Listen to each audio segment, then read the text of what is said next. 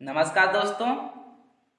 आज हम लोग नए वीडियो के साथ फिर उपस्थित हुए हैं।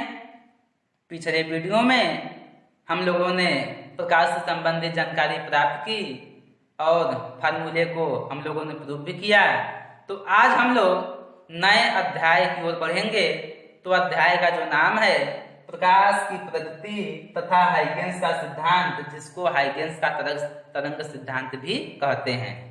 तो पहले हम लोग प्रकाश पढ़ेंगे, फिर प्रकृति के बारे में चर्चा करेंगे। तो जो प्रकाश होता है, यदि कहा जाए कि किसी अंधेरे कमरे में कोई वस्तु रखी गई है तो वह वस्तु हमें दिखाई नहीं देता है, लेकिन उसी कमरे में किसी बल्ब या मोमबत्ती को जला दिया जाता है तो वह वस्तु हमें दिखाई देने लगता है। वास्तव में उस बल्ब या मोमबत्ती से उत्पन्न विकिरण उस वस्तु पर गिरती है, फिर पुनः मेरे आंखों में प्रवेश करता है, फिर वह वस्तु हमें आसानी से दिखाई देने लगता है। अर्थात प्रकाश एक प्रकार का ऊर्जा है, जिसे हम प्रकाश की ऊर्जा कहते हैं। फिर सीखेंगे प्रकाश की प्रकृति। तो जो प्रकाश की प्रकृति है, यह प्रकाश निर्वात में भी चलता है, प्रकाश में परावर्तन होता है, प्रकाश में अपवर्तन होता है, प्रकाश में विवर्तन होता है, प्रकाश में व्यतिकरण होता है, प्रकाश में ध्रुवण होता है, प्रकाश में वर्ण विक्षेपण होता है, जैसा कि हम कुछ ब्लैक बोर्ड पर लिखे हैं। जिसको हम जानकारी धीरे धीरे लेंगे।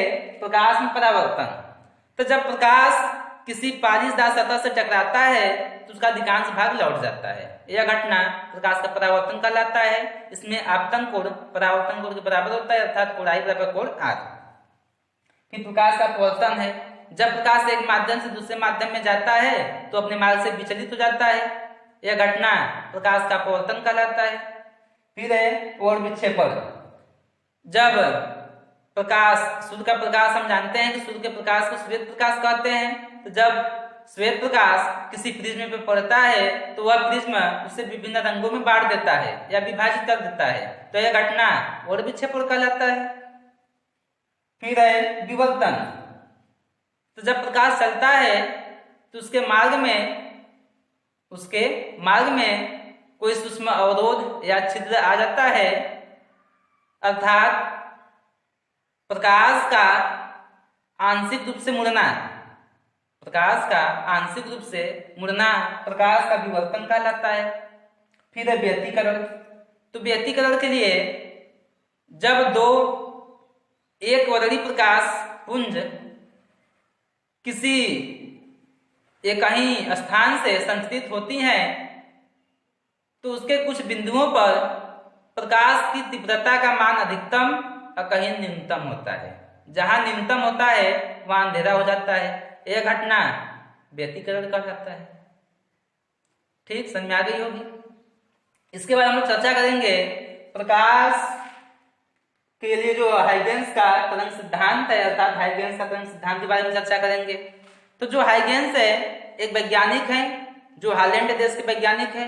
इन्होंने 1678 ईस्वी में इस नियम का प्रतिपादन किया और उन्होंने बताया कि जो प्रकाश है वह तरंग के रूप में चलता है और तरंग सभी दिशाओं में समान चाल से चलता है। वह चाल प्रकाश की चाल होता है, अर्थात जो तरंग चलता है सभी दिशाओं में वह प्रकाश की चाल से चलता है। तो जो प्रकाश की चाल होता है 3 × 10⁸ मीटर प्रति सेकेंड होता है। और उन्होंने बताया कि तरंग के चलने के लिए माध्यम की आवश्यकता होती है। तो उन्होंने एक काल्पनिक माध्यम ईथर की कल्पना की, जो भारहीन होता है, जिसका प्रत्यास्थता बहुत अधिक होती है, घनत्व तो बहुत कम होता है, लेकिन जब तरंग उस माध्यम से होकर चलती है तब वह तरंग मेरे रेटिना पर गिरती है। उसके बाद वह वस्तु हमें दिखाई देने लगता है।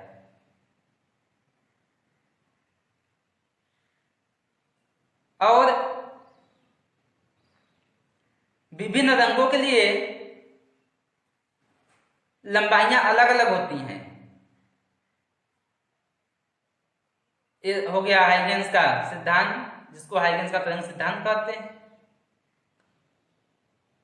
आज के लिए इतना ही। फिर हम लोग नए वीडियो में जब उपस्थित होंगे तो हाइगेंस के द्वितीयक तरंग का सिद्धांत पढ़ेंगे और अपवर्तन परावर्तन की व्याख्या को भी हम लोग पढ़ेंगे। तो आज के लिए इतना ही। अब हम लोग इस समय लॉकडाउन में सरकार के नियम का सख्त पालन कर रहे हैं और कोरोना वायरस दिन प्रतिदिन बढ़ता ही जा रहा है। तो उस कड़ी में एक हम छोटा सा शायरी सुनाते हैं कि बेवजह घर से निकलने की जरूरत क्या है। बेवजह घर से निकलने की जरूरत क्या है, मौत से आंख मिलाने की जरूरत क्या है। सबको मालूम है बाहर की हवा कातिल है, यूं कातिल से उलझने की जरूरत क्या है।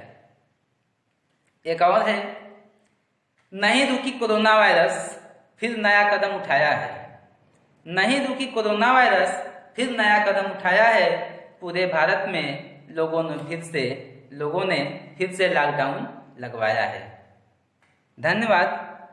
फिर नए वीडियो में हम लोग उपस्थित होंगे तो चर्चाएं होंगी।